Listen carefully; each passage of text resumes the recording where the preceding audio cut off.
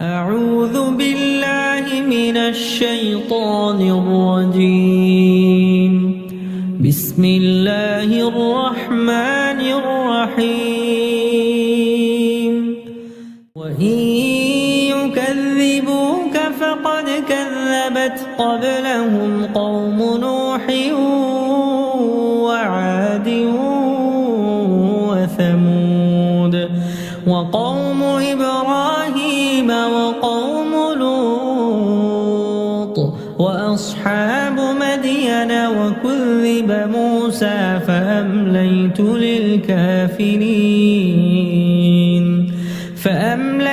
للكافرين ثم أخذتهم فكيف كان نكير. فكأين من قرية أهلكناها وهي ظالمة فهي خاوية على عروشها وبئر معطلة وقصر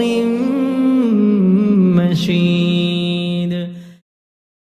അസ്സലാമു അലൈക്കും വറഹ്മത്തുള്ളാഹി വബറകാതുഹു. ഖുർആൻ മതം 1083 ദിവസത്തിലേക്ക് എല്ലാവരെയും ഹാർദമായി സ്വാഗതം ചെയ്യുന്നു. സൂറത്തുൽ ഹജ്ജിലെ 42 മുതൽ 45 വരെയുള്ള ആയത്തുകളാണ് ഇന്ന് പഠന വിധേയമാക്കുന്നത്. ക്ലാസ് ആരംഭിക്കുന്നതിനായി ആദരണീയനായ ഡോക്ടർ A.I. വിലായത്തുള്ള സാഹിബിനെ ക്ഷണിക്കുന്നു. السلام عليكم ورحمة الله وبركاته. أعوذ بالله من الشيطان الرجيم. بسم الله الرحمن الرحيم. وإن يكذبوك فقد كذبت قبلهم قوم نوح وعاد وثمود وقوم إبراهيم وقوم لوط وأصحاب مدين وكذب موسى فأمليت للكافرين ثم أخذتهم فكيف كان نكير. فكأي من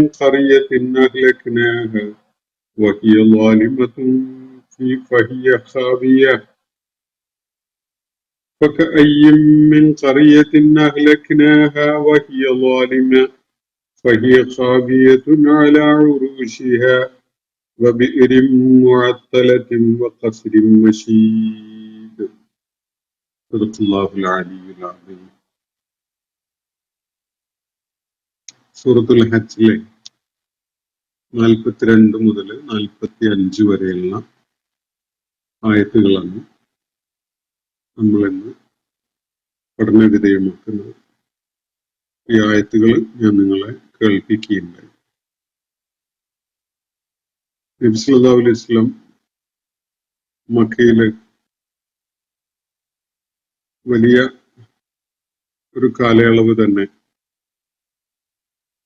മക്കയിലെ ആളുകളുടെ സത്യനിഷേധവും അവരുടെ ശത്രുതയും ഒക്കെ നേരിട്ടുകൊണ്ട് പിന്നിട്ടതിന് ശേഷം മദീനയിൽ എത്തിയ ഘട്ടത്തിൽ മദീനയിൽ ഏകദേശം ഒരു വർഷം അല്ലെങ്കിൽ അതിൽ താഴെയുള്ള ഒരു കാലം പിന്നിടുകയും ഹജ്ജിന്റെ അവസരം വന്നു ചേരുകയൊക്കെ ചെയ്ത സന്ദർഭത്തിലാണ് ഹജ്ജുമായി ബന്ധപ്പെട്ടുകൊണ്ടുള്ള അതിനെ തുടർന്ന് അവരോട് വലിയ ശത്രുതയും വിദ്വേഷവും ഒക്കെ കാണിച്ചുകൊണ്ട് അവർക്കെതിരിൽ നിരന്തരം പല ദ്രോഹങ്ങളും അഴിച്ചുവിട്ടുകൊണ്ടിരുന്ന ആളുകൾക്കെതിരിൽ യുദ്ധം ചെയ്യാൻ അനുമതി നൽകപ്പെട്ടിരിക്കുന്നു എന്ന കാര്യം പ്രസ്താവിച്ചുകൊണ്ട് ഈ സൂറത്തുൽ ഹജ്ജില് ആയത്തുകൾ അവതരിക്കുന്നത് നമ്മൾ ആ ഭാഗം വായിച്ച് മനസ്സിലാക്കിയുണ്ടായി. എന്നാൽ സത്യവിശ്വാസികളുടെ സ്വഭാവവും അവരുടെ നിലപാട് അവര് അക്രമകാരികളായിരിക്കില്ല.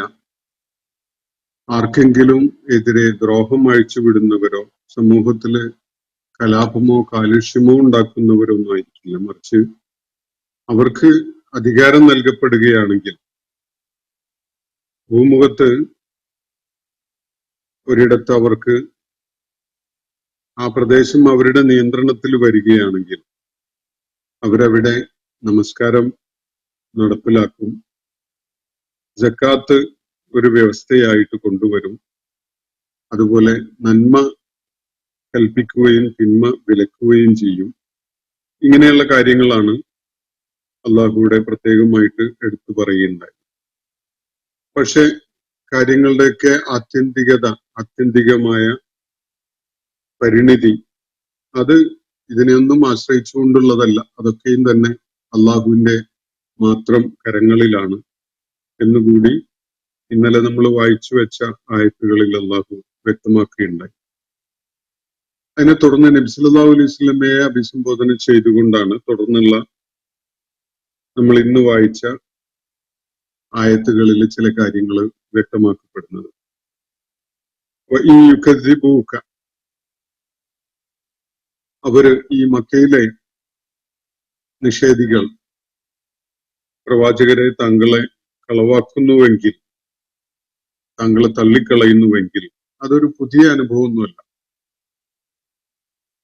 പൂർവിക പ്രവാചകന്മാർക്കൊക്കെ ഏറ്റുവാങ്ങേണ്ടി വന്നിട്ടുള്ള അനുഭവം തന്നെയാണത്. ഇവിടെ ചൂണ്ടിക്കാണിക്കപ്പെടുന്ന ഒരു കാര്യം അതാണ്. ഈ യുകദ്ദിബൂക, അവര് താങ്കളെ കളവാക്കി തള്ളിക്കളഞ്ഞു എങ്കിൽ ഫഖദ് കദ്ദബത് ഖബ്ലഹും, ഇവർക്ക് മുമ്പും കളവാക്കുകയുണ്ടായിട്ടുണ്ട്, അല്ലെങ്കിൽ തള്ളിക്കളഞ്ഞിട്ടുണ്ട്. ഖൗമു നൂഹിൻ, നൂഹിന്റെ ജനത, അവരിലേക്ക് നിയോഗിക്കപ്പെട്ട പ്രവാചകനായ നൂഹ് അലൈഹി ഇസ്ലാമിനെ കളവാക്കുകയും തള്ളിക്കളയുകയും ചെയ്തിട്ടുണ്ട്. വആദുൻ വസമൂദ്, ആദ് സമൂഹവും സമൂദ് സമൂഹവും ഇതുപോലെയുള്ള പ്രവാചകന്മാരെ തിരസ്കരിക്കുക എന്ന കാര്യം നേരത്തെ ചെയ്തിട്ടുള്ളവരാണ്. ഖൗമു ഇബ്രാഹിം, ഇബ്രാഹിം അലൈഹിസ്സലാമിന്റെ സമൂഹവും അങ്ങനെ പ്രവാചകന്മാരെ തള്ളിക്കളഞ്ഞവരാണ്. ഖൗമു ലൂത്ത്, ലൂത്ത് അലൈഹിസ്സലാമിന്റെ സമൂഹവും അതുപോലെ അവരിലേക്ക് നിയോഗിക്കപ്പെട്ട് വന്നിട്ടുണ്ടായിരുന്ന പ്രവാചകനെ തള്ളിക്കളഞ്ഞവരാണ്. വസ്ഹാബു മദിയൻ, മദിയൻകാരും അങ്ങനെ തന്നെ. വകുദ്ദിബ മൂസ, മൂസ അലൈഹി ഇസ്ലാമും കളവാക്കപ്പെട്ടിട്ടുണ്ട്. ഫഅംലൈതു ലിൽ കാഫിരീൻ, അപ്പോ നിഷേധികൾക്ക് നാം അവർക്കുള്ള കാലയളവ് നീട്ടിക്കൊടുക്കുകയായിരുന്നു, അല്ലെങ്കിൽ അവർക്കുള്ള ആ സമയം അനുവദിക്കുകയായിരുന്നു. തുമ്മ അഖദ്തുഹും, അതിനുശേഷം നാം അവരെ പിടികൂടുകയുണ്ടായി. ഫകൈഫ കാന നകീർ, അപ്പോ എങ്ങനെ ഉണ്ടായിരുന്നു നമ്മുടെ ആ നടപടി, നമ്മുടെ ശിക്ഷ എന്നാണ് അല്ലാഹു ചരിത്രത്തിലേക്കൊന്ന് തിരിഞ്ഞു നോക്കിക്കൊണ്ട് മനസ്സിലാക്കാൻ വേണ്ടി ആവശ്യപ്പെടുന്നത്. എന്നിട്ട് തുടർന്ന് അല്ലാഹു പറയുകയാണ്, ഫകഅയ്യിൻ മിൻ ഖറിയത്തിൻ, എത്രയെത്ര താമസ സ്ഥലങ്ങളാണ്, പ്രദേശങ്ങളാണ്, എത്രയെത്ര ഗ്രാമങ്ങളാണ്. അഹ്ലക്നാഹ, നാം നശിപ്പിക്കുകയുണ്ടായത്. വഹിയ ളാലിമത്തുൻ, അവര് വലിയ അധർമ്മികള്, അക്രമികള്, അല്ലെങ്കിൽ ധിക്കാരികളൊക്കെയായി മാറിയപ്പോ. വഹിയ ഖാവിയത്തുൻ അലാ ഉറൂശിഹ, ആ ഖറിയകള് ഇപ്പോഴിതാ അടിമേൽ മറിഞ്ഞു കിടക്കുകയാണ്. വലിയ നാഗരിക സമൂഹങ്ങളായിട്ട് നിലക്കൊണ്ടിരുന്ന പല പട്ടണങ്ങളും പല പ്രദേശങ്ങളും തന്നെ അവരുടെ മേലുള്ള ദൈവിക നടപടി കാരണമായി അടിമേൽ മറിഞ്ഞ അവസ്ഥയുണ്ടായിട്ടുണ്ട്. ഇപ്പോ ആ സമൂഹങ്ങളെ, അവരുടെ നിർമ്മിതികളും അവരുടെ നാഗരിക നേട്ടങ്ങളും ഒക്കെ തന്നെ തകർന്നടിഞ്ഞ് അടിമേൽ മറിഞ്ഞു കിടക്കുന്ന ഒരവസ്ഥയിലാണ് പലതിനെയും കാണാൻ സാധിക്കുക. അതുപോലെ വബിഇരിൻ മുഅത്തല, ഉപേക്ഷിക്കപ്പെട്ട കിണറുകള്. വഖസ്രിൻ മശീദ്, അതുപോലെ സുസജ്ജമായ സുഭദ്രമായ കൊട്ടാരങ്ങൾ. എത്രയെത്ര കിണറുകളും എത്രയെത്ര കൊട്ടാരങ്ങളുമാണ് ഇങ്ങനെ ഉപേക്ഷിക്കപ്പെട്ടിട്ടുള്ളത് എന്നാണ് അള്ളാഹുവിടെ ചോദിക്കുന്നത്. പിന്നിട്ട സമൂഹങ്ങള് പ്രവാചകന്മാരുടെ സാന്നിധ്യം ഉണ്ടായപ്പോഴൊക്കെ തന്നെ അവരുടനടി ആ പ്രവാചകന്മാരെ അംഗീകരിക്കുന്നവരാവുകയോ പ്രവാചകന്മാരുടെ പാത പിൻപറ്റിക്കൊണ്ട് അള്ളാഹുവിന് വിധേയപ്പെട്ടുകൊണ്ട് ജീവിക്കുന്നവരായി മാറുകയോ ഒന്നും ചെയ്യുകയുണ്ടായിട്ടില്ല. അവരിൽ അധിക പേരും മിക്ക സമൂഹങ്ങളും പ്രവാചകന്മാരെ തള്ളിക്കളയുകയാണ് ഉണ്ടായത്. അള്ളാഹുവിന്റെ ദൂതന്മാരാണ് എന്ന് പരിചയപ്പെടുത്തിക്കൊണ്ട് സ്വയം പരിചയപ്പെടുത്തിക്കൊണ്ട് അവരിലേക്ക് കടന്നു വന്ന ദൂതന്മാരെ അവരാരും ചുവപ്പ് പരവതാനി വിരിച്ച് സ്വീകരിക്കുകയായിരുന്നില്ല. മിക്ക സമൂഹങ്ങളും പ്രവാചകന്മാരെ തിരസ്കരിക്കുകയാണ് ഉണ്ടായിട്ടുള്ളത്.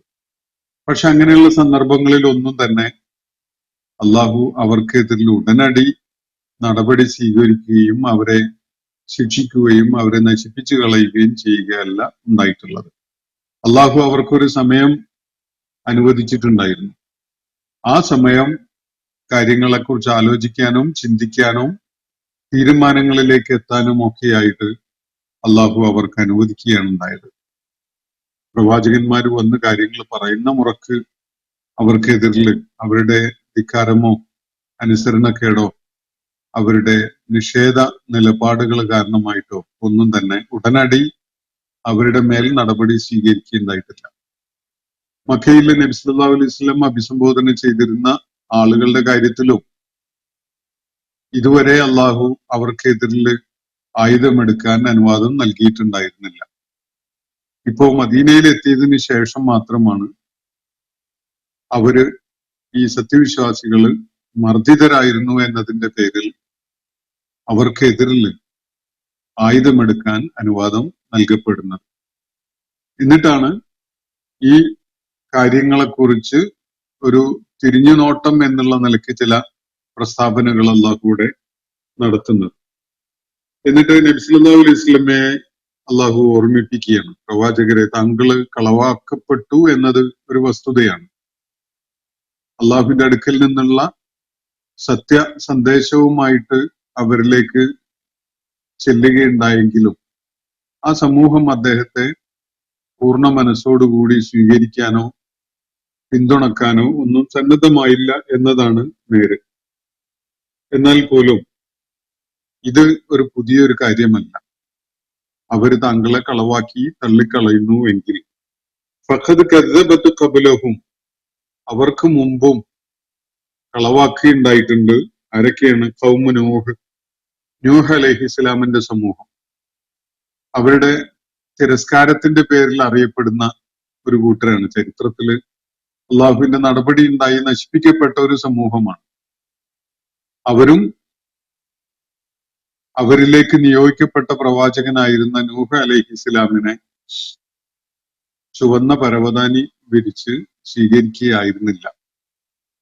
അവര് നൂഹ് അലൈഹിസ്സലാമിനെ തള്ളിക്കളയുകയും കളവാക്കുകയും നിഷേധിക്കുകയും അദ്ദേഹത്തോട് പല വിധത്തിലുള്ള പ്രതികാര നടപടികളുമായിട്ട് മുന്നോട്ട് പോവുകയൊക്കെയാണ് അവര് ചെയ്യുകയുണ്ടായത്. വ്യത്യസ്തമായിരുന്നില്ല ആദ് സമൂഹത്തിന്റെ നിലപാട്. ഹൂദ് അലൈഹിസ്സലാം അള്ളാഹുവിന്റെ ദീനിന്റെ മാർഗത്തിലേക്ക് ആ സമൂഹത്തെ ക്ഷണിക്കുകയുണ്ടായി. ആദ് സമൂഹത്തെ അറേബ്യയിലെ അല്ലെങ്കിൽ അറബ് ഭൂപ്രദേശത്തെ സംബന്ധിച്ചിടത്തോളം ഏറ്റവും പൗരാണികരായ സമൂഹമായിരുന്നു ആദ് സമൂഹം. ആദ് സമൂഹം അവരെ സത്യമാർഗത്തിലേക്ക് ക്ഷണിച്ചുകൊണ്ട് ഹൂദ് അലൈഹിസ്സലാം കടന്നു വന്നപ്പോൾ അദ്ദേഹത്തെ സ്വീകരിക്കാനോ അദ്ദേഹത്തിനെ പിന്തുണക്കാനോ ഒന്നും അവര് സന്നദ്ധരായിട്ടില്ല. അവര് അദ്ദേഹത്തെ തള്ളിക്കളയുക തന്നെയാണ് ചെയ്തിട്ടുള്ളത്. നൂഹ് അലൈഹിസ്സലാമിനെ തന്റെ സമൂഹം തള്ളിക്കളഞ്ഞ അതേ വിധത്തില്. അതുപോലെ സമൂദ് സമൂഹവും ഇങ്ങനെ തിരസ്കാരം നടത്തിയ കൂട്ടരാണ്. മദായിൻ സ്വാലിഹ് പ്രദേശത്ത് സ്വാലിഹ് അലൈഹിസ്സലാം സത്യമാർഗത്തിലേക്ക് ജനങ്ങളെ ക്ഷണിച്ചുകൊണ്ടിരുന്ന ആ സമൂഹത്തിന്റെ പേരാണ് സമൂദ് സമൂഹം. സമൂദ് സമൂഹവും ഈ വിധത്തില് നിഷേധികളായിക്കൊണ്ട് സ്വാലിഹ് അലൈഹി ഇസ്ലാമിനെ തള്ളിക്കളയുന്നവരായിക്കൊണ്ടാണ് നിലകൊണ്ടത്. അതുപോലെ ഖൗമു ഇബ്രാഹിം, ഇറാഖിലെ ഊർ പ്രദേശത്താണ് ഇബ്രാഹിം അലൈഹി ഇസ്ലാം ദൗത്യം നിർവഹിക്കുകയുണ്ടായിട്ടുള്ളത്. ഇബ്രാഹിം അലൈഹിസ്സലാമിന്റെ ജനതയും ഇതേ വിധം നിഷേധത്തിന്റെ മാർഗമാണ് തെരഞ്ഞെടുത്തത്. അവര് ഇബ്രാഹിം അലൈഹിസ്സലാമിനെ തള്ളിക്കളയുകയായിരുന്നു. ഖൗമു ലൂത്തിൻ, ഇബ്രാഹിം അലൈഹിസ്സലാമിന്റെ സഹോദരപുത്രനായിരുന്ന ലൂത്ത് അലൈഹിസ്സലാമിനെ അള്ളാഹു നിയോഗിച്ചിട്ടുണ്ടായിരുന്നത് ഫലസ്തീനോട് ചേർന്ന് കിടക്കുന്ന ജോർഡാന്റെ ഭാഗമായിരുന്ന സദൂം, അതുപോലെ ഗൊമോറ എന്നീ പേരുകളിൽ അറിയപ്പെടുന്ന ഭൂപ്രദേശങ്ങളിലേക്കായിരുന്നു. ഇബ്രാഹിം അലൈഹിസ്ലാം അവർക്കിടയില്, ലൂത്ത് അലൈഹിസ്ലാം അവർക്കിടയില് അള്ളാഹുവിന്റെ പ്രവാചകൻ എന്നുള്ള നിലക്ക് അവരെ സത്യമാർഗത്തിലേക്കും അതുപോലെ ഉത്കൃഷ്ടമായ സംസ്കാരത്തിലേക്കും ഒക്കെ ക്ഷണിച്ചുകൊണ്ടിരുന്നപ്പോ അവര് ലൂത്ത് അലൈഹിസ്ലാമിനെ പരിഹസിക്കുകയാണ് ഉണ്ടായത്. അദ്ദേഹത്തിന് ചെവിക്കൊടുക്കാനോ അദ്ദേഹത്തെ സ്വീകരിക്കാനോ ഒന്നും അവരാരും കൂട്ടാക്കുകയുണ്ടായില്ല. വളരെ പരിമിതമായ ആളുകൾ, അല്ലെങ്കിൽ തീർത്തും എണ്ണത്തില് വിരലിൽ എണ്ണാവുന്ന വിധത്തില് മാത്രമുള്ള ഒരു സംഘമാണ് ലൂത്ത് അലൈഹിസ്ലാമിനെ സഹായിക്കാനോ അദ്ദേഹത്തെ പിന്തുണക്കാനോ ആയിട്ടുണ്ടായിരുന്നത്. അപ്പോ അവരൊക്കെയും തന്നെ തിരസ്കാരത്തിന്റെ മാർഗം സ്വീകരിച്ചവരായിരുന്നു. അതേപോലെ തന്നെ മദിയൻകാരും, ഷുഐബ് അലൈഹിസ്സലാം പ്രബോധന ദൗത്യം നിർവഹിക്കുകയുണ്ടായ ഭൂപ്രദേശമാണ് മദിയൻ. ജസീറത്തുൽ അറബിനോട് ചേർന്ന് കിടക്കുന്ന ഒരു പ്രദേശം. മൂസ അലൈഹിസ്സലാം ഈജിപ്തിൽ നിന്ന് പലായനം ചെയ്തെത്തിയതും ആ പ്രദേശത്തേക്കാണ്. അപ്പൊ ഈ മദിയനിലെ ആളുകൾ, മദിയൻകാരും നിഷേധികളായിട്ട് തന്നെയാണ് പെരുമാറിയത്. വഖുദ്ദിബ മൂസ, പിന്നീട് ബനു ഇസ്രായേൽ സമൂഹത്തിലേക്ക് കടന്നു വന്ന മൂസ അലൈഹിസ്സലാം, അദ്ദേഹവും നിഷേധിക്കപ്പെടുകയാണ്, കളവാക്കപ്പെടുകയാണ് ഉണ്ടായിട്ടുള്ളത്. ഫഅംലൈതു ലിൽ കാഫിരീന, അപ്പോഴൊക്കെയും തന്നെ നിഷേധികൾക്ക് നാം അവസരം നീട്ടിക്കൊടുക്കുകയായിരുന്നു. അവർക്കായി അള്ളാഹു നിശ്ചയിച്ചിട്ടുണ്ടായിരുന്ന ആ സമയം അനുവദിക്കുകയായിരുന്നു അവരുടെ കാര്യത്തിൽ. ഇവര് നിഷേധികളാണ്, ഇനിയൊരു സാധ്യതയും അവശേഷിക്കുന്നില്ല, ഇവരുടെ തിരസ്കാര മനസ്ഥിതിക്ക് ഒരു മാറ്റവും ഉണ്ടാകാൻ ഇടയില്ല എന്ന് പെട്ടെന്ന് തീരുമാനിച്ചുകൊണ്ട് അവർക്കെതിരിൽ നടപടി സ്വീകരിക്കുകയായിരുന്നില്ല. മറിച്ച് അവർക്കായിട്ട് അള്ളാഹു നൽകിയിരുന്ന, നിശ്ചയിച്ചിരുന്ന ആ സമയം നൽകുകയാണ് തുടർന്ന് അള്ളാഹു ചെയ്യുന്നത്. ഫഅംലൈതു ലിൽ കാഫിരീന, കാഫിറുകൾക്ക്, നിഷേധികൾക്ക് നാം സമയം അനുവദിച്ചു കൊടുക്കുകയാണ് ഉണ്ടായത്. എന്ന് പറഞ്ഞാൽ വർദ്ധിപ്പിച്ചു കൊടുത്തു, നീട്ടിക്കൊടുത്തു എന്നല്ല, അവർക്ക് അള്ളാഹു നിശ്ചയിച്ചിരുന്ന സമയം ഉണ്ടായിരുന്നു. അത് വെട്ടിക്കുറക്കാതെ അവരുടെ ലുൽമ് കാരണമായി അവർക്കെതിരിൽ ഉടനെ നടപടി സ്വീകരിക്കാതെ അവർക്ക് അനുവദിക്കപ്പെട്ടിരുന്ന, അവർക്കായിട്ട് നിശ്ചയിക്കപ്പെട്ടിരുന്ന സമയം അവർക്ക് നൽകുകയായിരുന്നു. അത് അവരിൽ ആലോചന ഉണ്ടാകാൻ വേണ്ടി, അവർ ചിന്തയുള്ളവരാകാൻ വേണ്ടി, കാര്യങ്ങളെ ആലോചിച്ച് മനസ്സിലാക്കി ശരിയായ തീരുമാനത്തിലേക്ക് വരാൻ വേണ്ട ഒരു സമയം അവർക്ക് നൽകുന്നതിന് വേണ്ടിയാണ് അല്ലാഹു അങ്ങനെ ചെയ്തത്. പക്ഷെ അതിനെ തുടർന്ന് സുമ്മ അഖത്തുഹും, പിന്നീട് അവരെയൊക്കെ നാം പിടികൂടുകയുണ്ടായി, ഞാൻ പിടികൂടുകയുണ്ടായി. ഏകവചനത്തിലാണത് പറയുന്നത്. സുമ്മ അഖത്തുഹും, പിന്നെ ഞാൻ അവരെ, ഈ സമൂഹങ്ങളൊക്കെ തന്നെ പിടികൂടുകയുണ്ടായി, അവർക്കെതിരിൽ നാം നടപടി സ്വീകരിച്ചു. ഫകൈഫ കാന നകീർ, എന്നിട്ട് അള്ളാഹു ചോദിക്കുന്നത്, എങ്ങനെയുണ്ടായിരുന്നു നമ്മുടെ നടപടി? നമ്മുടെ ആ നടപടിയെ വെല്ലുവിളിക്കാനോ അല്ലെങ്കിൽ ആ നടപടിയെ അതിജീവിച്ചുകൊണ്ട് മുന്നോട്ട് പോകാനോ ആർക്കെങ്കിലും സാധിച്ചോ എന്ന ഒരു ചോദ്യം അതിലടങ്ങിയിട്ടുണ്ട്. ഫകൈഫ കാന നകീർ, എങ്ങനെയുണ്ടായിരുന്നു നമ്മുടെ ആ നടപടി എന്നാണ്. വ്യത്യസ്തമായ അർത്ഥകൽപ്പനകൾക്ക് സാധ്യതയുള്ള ഒരു വാക്കാണ് നക്കീർ എന്നത്. അതിന്റെ അടിസ്ഥാനപരമായ ഒരു സൂചന വളരെ അപൂർവമായിട്ട് മാത്രം സംഭവിക്കുന്ന, തീർത്തും അപരിചിതത്വമുള്ള ഒരു നടപടി എന്നതാണ് അതിന്റെ സൂചന. എപ്പോഴും ഒന്നും ഉണ്ടാവുന്ന വിധത്തിലുള്ള ഒരു കാര്യമായിട്ടല്ല അത്. ഒരു ഒരു ആംഗിളിൽ അതിന്റെ ഒരു ആശയമായിട്ട് കാണാവുന്നത് അവര് പിന്തുടരുന്ന ദുഷ്പ്രവണതയോട് അസന്തുഷ്ടി പ്രകടിപ്പിച്ചുകൊണ്ടുള്ള ഒരു നിലപാട് സ്വീകരിക്കുക എന്നതാണ് ഒരു ആശയം. മറ്റൊന്ന്, അവര് കഴിഞ്ഞിരുന്ന സുഭിക്ഷതയുള്ള ക്ഷേമമുള്ള അവസ്ഥയെ മാറ്റിമറിക്കുന്ന വിധത്തിലുള്ള ഒരു ശിക്ഷ എന്ന സൂചനയാണ് അതിനുള്ളത്. വേറെ ഒരു സൂചന അവരെ തിരിച്ചറിയാൻ പറ്റാത്തവരാക്കി മാറ്റി എന്നതാണ്. നക്കിറ എന്ന വാക്ക് മാരിഫ എന്ന വാക്കിന്റെ വിപരീതമായിട്ടാണ് മനസ്സിലാക്കാറുള്ളത്. മാരിഫ എന്ന് പറഞ്ഞാൽ തിരിച്ചറിയാൻ പറ്റുന്ന, അറിയപ്പെടുന്ന എന്നൊക്കെയാണ് അർത്ഥം. അങ്ങനെ തിരിച്ചറിയാനോ ആളുകൾ ഐഡന്റിഫൈ ചെയ്യാനോ ഒന്നും പറ്റാത്തൊരവസ്ഥക്ക് നക്കീറ എന്ന് പറയാറുണ്ട്. അപ്പൊ നക്കീർ എന്ന വാക്ക് വരുന്നത് അതിൽ നിന്നാണ്.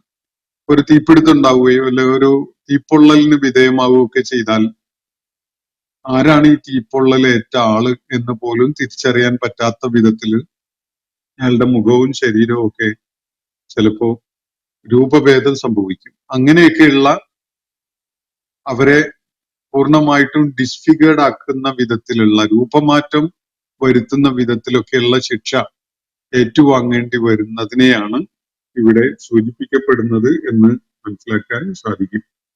അപ്പൊ അള്ളാഹുവിന്റെ നടപടി അതിനെ തുടർന്ന് അവർക്ക് അനുവദിക്കപ്പെട്ട സമയം അവര് പ്രയോജനപ്പെടുത്തിയതിന് ശേഷം ആണ് അള്ളാഹുവിന്റെ അത്തരത്തിലുള്ള നടപടി ഉണ്ടായിട്ടുള്ളത്. അള്ളാഹു അവരെ പിടികൂടുന്നത് അങ്ങനെയാണ്.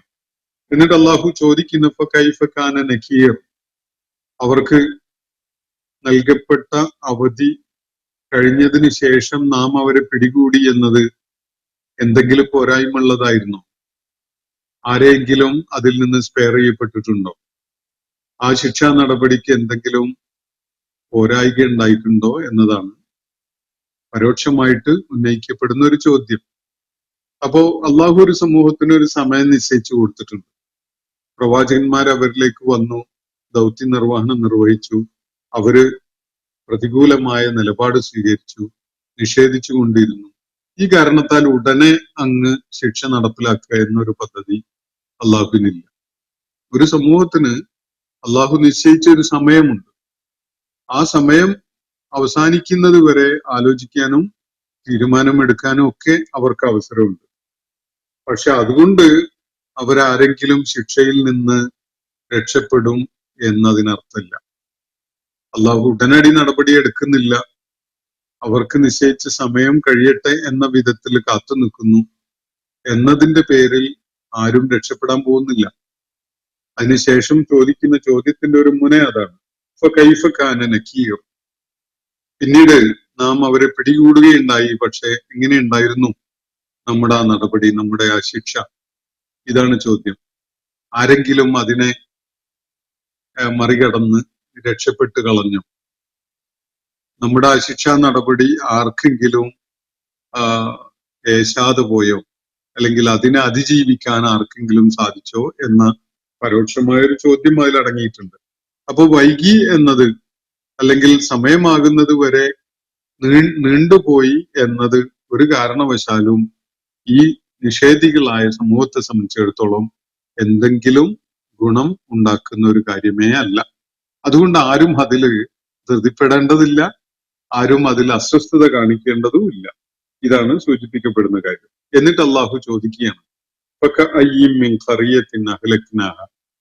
എത്ര ഗ്രാമങ്ങളെയാണ്, എത്ര സമൂഹങ്ങളെയാണ് നാം നശിപ്പിക്കുകയുണ്ടായത്? വഹിയ ലാലിമ, അത് അവര് അക്രമികള് അല്ലെങ്കിൽ ധിക്കാരികളായി കഴിഞ്ഞത് കാരണമായി. അവര് ധിക്കാരപരമായ നിലപാട് സ്വീകരിക്കുന്ന ഒരവസ്ഥ സംജാതമായപ്പോൾ മാത്രമാണ് അള്ളാഹു ഓരോ ഖറിയത്തിന്റെ പേരിലും നടപടിയെടുക്കുകയുണ്ടായത്.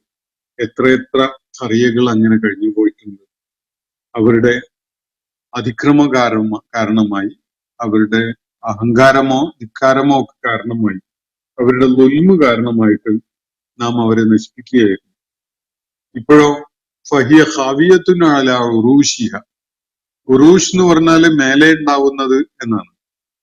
ഒരു നിർമ്മിതിയാണെങ്കിൽ സാധാരണഗതിയിൽ അതിന്റെ തറ ഫൗണ്ടേഷൻ അടിയിലും അതിന്റെ ചുവരുകളോ അല്ലെങ്കിൽ അതിന്റെ തൂണുകളോ ഒക്കെ കഴിഞ്ഞ് മുകളിൽ ആണ് അതിന്റെ മേൽക്കൂര റൂഫ് ഉണ്ടാവുക. ഈ റൂഫിനെയാണ്, അല്ലെങ്കിൽ അങ്ങനെ ഉയർന്നു നിൽക്കുന്ന ഒരു പന്തലിന്റെ കാര്യത്തിലാണെങ്കിൽ അതിന്റെ മുകൾ ഭാഗം, ആ മേലാപ്പായിട്ടുള്ള ആ ഭാഗം, അതിനാണ് ഉറൂഷ് എന്ന് പറയുന്നത്. അപ്പോ അവരുടെ ഈ സമൂഹങ്ങൾ നാം നശിപ്പിച്ച സമൂഹങ്ങളുടെ അവസ്ഥ ഫഹിയ ഖാവിയത്തുൻ അലാ ഉറൂഷി, അതിന്റെ മേലാപ്പുകളുമായി അതിന്റെ മേൽക്കൂരകളുമായിട്ട് വീണ് തകർന്നു കിടക്കുകയാണ് ഇപ്പോൾ എന്ന് പറഞ്ഞാൽ അടിമേൽ മറിഞ്ഞതായ അവസ്ഥയിലാണുള്ളത്. അവർക്ക് തലയുയർത്തി നിൽക്കാൻ പറ്റുന്ന ഒരു അവസ്ഥയല്ല ഉള്ളത്. അവരുടെ നിർമ്മിതികൾ തകർന്നു വീണു, കെട്ടിടങ്ങളും കൊട്ടാരങ്ങളും ഒക്കെ തരിപ്പണമായി, മുകളിൽ ഉണ്ടായിരുന്നത് താഴെയും താഴെ ഉണ്ടായിരുന്ന മുകളിലും ഒക്കെ ആവുന്ന വിധത്തിൽ കാര്യങ്ങൾ അടിമേൽ മറിഞ്ഞു. അങ്ങനെ ആണ് തുടർന്നുണ്ടായത്. ഫഹിയ ഖാവിയത്തുൻ അലാ ഉറൂഷിഹ, വലിയ പ്രതാപവും അതുപോലെ യശസ്സും ഒക്കെ കാണിച്ചിരുന്ന സമൂഹങ്ങളാണ്. അവരുടെ വാസ്തുശില്പ നിർമ്മാണ കലകളൊക്കെ തന്നെ വാഴ്ത്തപ്പെട്ടതായിരുന്നു. പക്ഷേ ഇപ്പോൾ ഉള്ള അവസ്ഥ എന്താണ്? എല്ലാം തകർന്നടിഞ്ഞ് അടിമേൽ മറിഞ്ഞു കിടക്കുന്ന അവസ്ഥയാണ്. മാത്രമല്ല ബിഇറിൻ മുഅത്തല, ബിഇർ എന്നത് കിണറാണ്. പഴയ കാലത്ത് പ്രത്യേകിച്ച് അറേബ്യൻ മണലാരണ്യവുമായി ബന്ധമുള്ള പ്രദേശങ്ങളിൽ ഒരു സമൂഹത്തിന്റെ മേൽവിലാസം തന്നെ ഒരു കിണറായിരുന്നു. കാരണം അവിടെ ഏറ്റവും വിലപ്പെട്ടത് ജലസ്രോതസ്സായിരുന്നു.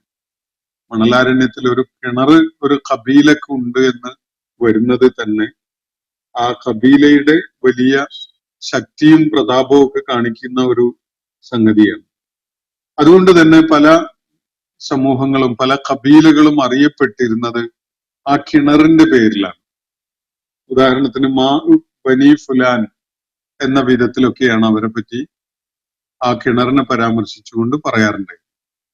അപ്പൊ ഈ ഒരു ബനു ഫുലാൻ എന്ന് പറഞ്ഞ ബനു അബ്ദില്ല എന്നൊക്കെ പറയുന്ന പോലെ ഒരു ഒരു കബീലയുടെ പേര് അതിനോട് ചേർത്തിട്ട് അവരുടെ ജലാശയത്തിനെ അല്ലെങ്കിൽ കിണറിനെ പരാമർശിക്കുന്ന ഒരു രീതി പഴയ അറബ് സംസ്കാരത്തിലൊക്കെ ഉണ്ടായിരുന്നു. അതിന്റെ വലിയ പ്രാധാന്യം അറബികള് നൊമാഡ്സ് ആയിരുന്നു എന്നതാണ്.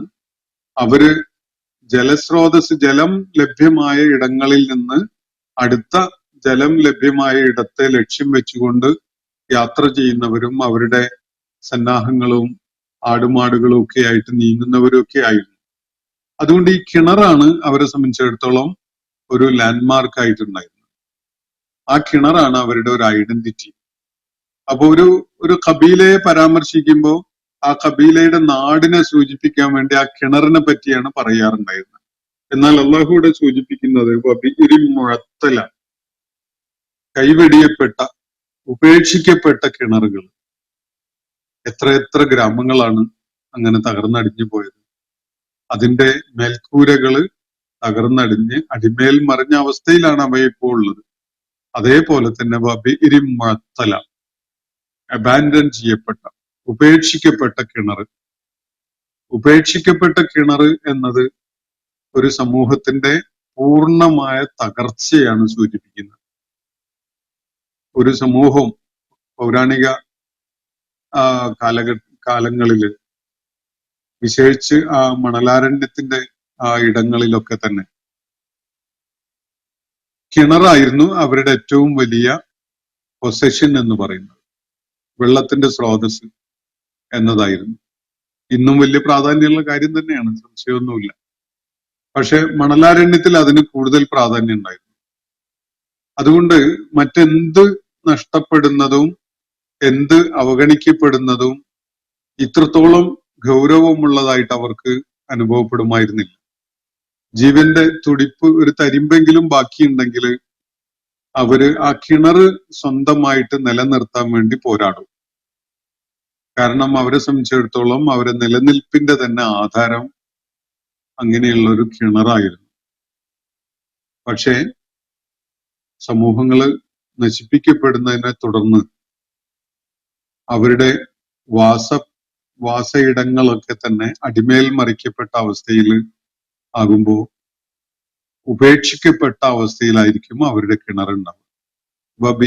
മുഴത്തല, ഉപേക്ഷിക്കപ്പെട്ട കൈവെടിയപ്പെട്ട അവസ്ഥയിലുള്ള കിണർ. ഖസ്രിൻ മഷീദ്, സുഭദ്രമായ കൊട്ടാരങ്ങള്. ഖസർ എന്ന് പറഞ്ഞാൽ വലിയ രാജാക്കന്മാരുടേതിന് കൂടെയൊക്കെ സമാനതയുള്ള വിധത്തിലുള്ള വലിയ ഫോർട്ടുകളോ വീടുകളോ ഒക്കെയാണ്, കൊട്ടാരങ്ങളാണ്, കൊട്ടാര സമാനമായ ഭവനങ്ങൾ. മുഷയ്യദ്, മഷീദ് എന്ന് പറയുന്നത് സുശക്തമായ, മുഷയ്യദ് അതിന്റെ വേറൊരു രൂപമാണ്.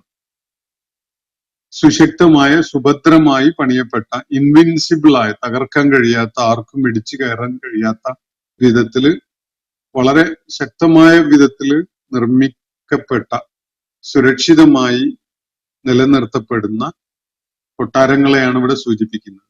അങ്ങനെ എത്ര വെൽ ഗാർഡഡ് ആയിട്ടുണ്ടായിരുന്ന കൊട്ടാരങ്ങളെയാണ് ഇവർ ഉപേക്ഷിച്ചു പോയിട്ടുള്ളത്. എത്ര കിണറുകളാണ് ഇങ്ങനെ കൈയൊഴിയപ്പെട്ടിട്ടുള്ളത്.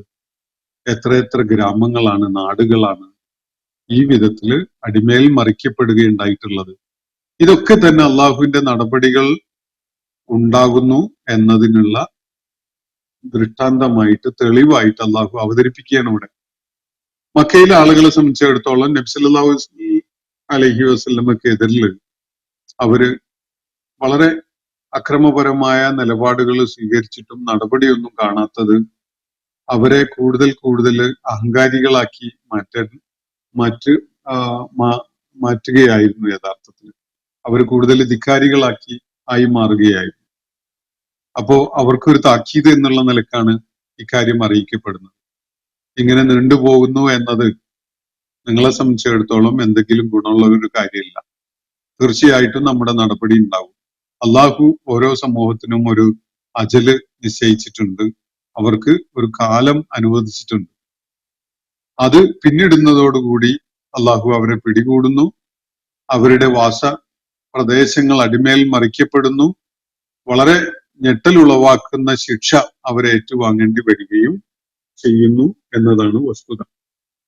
കൊട്ടാരങ്ങളും അതുപോലെ ജലസ്രോതസ്സുകളുമൊക്കെ വിട്ടേച്ചു പോകുന്ന അവസ്ഥയിലായിരിക്കും. അതിനെയൊന്നും ആരും ശ്രദ്ധിക്കാനോ ഏറ്റുവാങ്ങാനോ പോലും അവിടങ്ങളിലും ഒന്നും ഇല്ലാത്ത വിധത്തില് അത് ഈ കിണറുകളും കൊട്ടാരങ്ങളും ഒക്കെ മാറും. ആ വിധത്തിൽ അള്ളാഹുവിന്റെ നടപടി ഉണ്ടാകും എന്നതാണ് വസ്തുത.